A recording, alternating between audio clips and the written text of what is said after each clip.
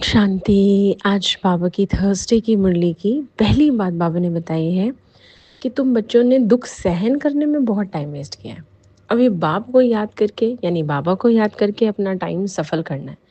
कई बार क्या होता है, दुख आता बहुत थोड़े मोमेंट के लिए, पर हम में शक्ति नहीं है ना, तो मन से नहीं निकाल पाते हम उस बात को। और वो हम जो सहन करते रहते हैं उसमें टाइम बहुत वेस्ट चला जाता है। जैसे किसी ने लास्ट मिनट पे हमारी हेल्प करने को मना कर दिया, हमने बहुत हेल्प की उनकी जब जब उनको ज़रूरत पड़ी।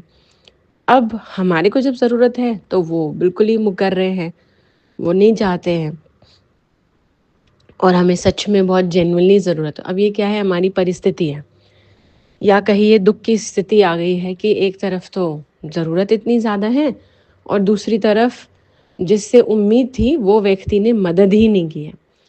अब हम इसको दिमाग में चलाते हैं, उसने मदद करने से कब मना किया, एक दिन, ठीक है ना।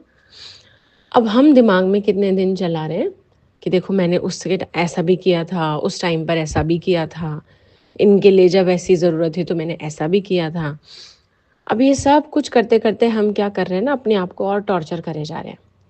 सॉल्यूशन नहीं सोच रहे, भगवान को याद करके टाइम सफल नहीं कर रहे कि वो कोई मदद कर दे। तो इसीलिए बाबा हमेशा समझाते, या कोई और भी दुख होते हैं, अब जैसे भगवान को सॉरी, जो दुख हम बताते हैं वो ये भी होता है कि बीमारी आ गई है, कोई एक्सीडेंट हो गया है, कोई कुछ डैमेज हो गया है, चाहे वो प्रॉपर्टी में है चाहे वो शरीर में है, कुछ भी। तो अब ये चीज़ें होती हैं एक दिन के लिए, वे बीमारी डायग्नोज हो गई, एक दिन डॉक्टर ने बता दिया अच्छा आपको ऐसा ऐसा है।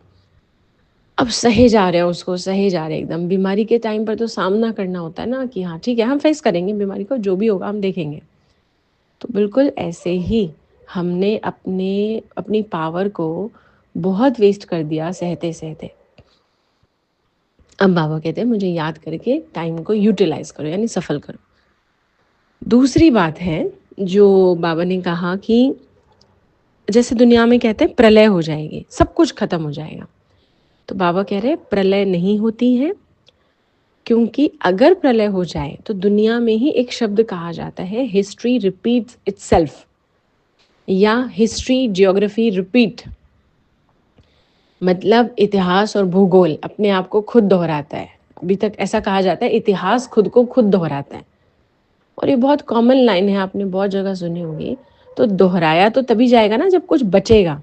अगर कुछ बचा ही नहीं, सब खत्म हो गया, प्रलय हो गई, जीरो हो गया, तो रिपीट कैसे होगी कोई भी चीज़। तो इसी वजह से बाबा हमें ये समझाना चाहते हैं पूरी तरह से ज़ीरो कुछ नहीं होता। मतलब ऐसा नहीं है कि पॉपुलेशन एकदम ऐसे हो जाए, सब खत्म हो गया और एकदम कुछ नहीं बचा, नहीं, थोड़े से लोग फिर भी बचते हैं। तो ये हमें याद रहना चाहिए कि प्रलय नहीं, विनाश या डिस्ट्रक्शन यानी परिवर्तन ज़रूर होता है, बुरी तरह से कुछ खत्म नहीं होता। और एक लास्ट छोटा सा पॉइंट और ले लेते हैं। बाबा ने कहा जो रिलीजियस माइंडेड होंगे ना, उनका फिर जन्म भी ऐसी ही जगह होता है, क्योंकि हमारे संस्कारों के अनुसार ही जन्म भी मिलता है। किस जगह हम पैदा होंगे, क्या हमारा फेस का कॉम्प्लेक्शन रहेगा, क्या हमारी हाइट रहेगी, क्या हमें बीमारियां होंगी, ये सब कुछ हमारे पिछले जन्म के अंदर हमारा माइंडसेट और हमारे कर्म या संस्कार कैसे थे उससे भी कनेक्टेड है, या उस पर निर्भर करता है बहुत अच्छे तरीके से।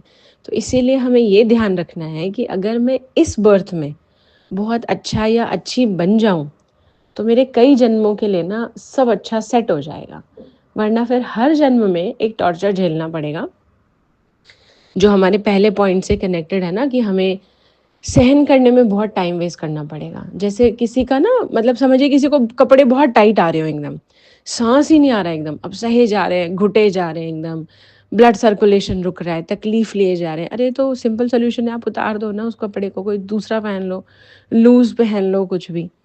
तो इस वजह से हम जब नहीं समझते हैं तो दुख ज़्यादा सहन करना पड़ता है। ये आज की मुरली है। ओम शांति।